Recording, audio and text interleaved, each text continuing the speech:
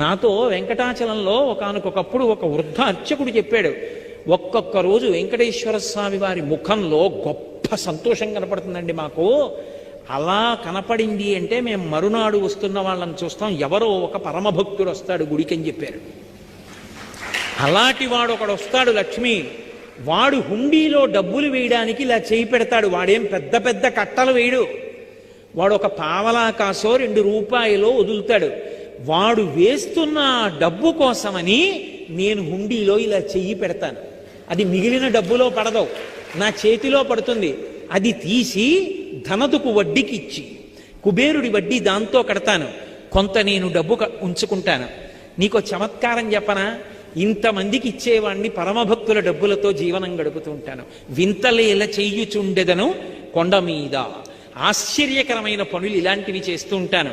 కలియుగంలో కలిపురుషుడి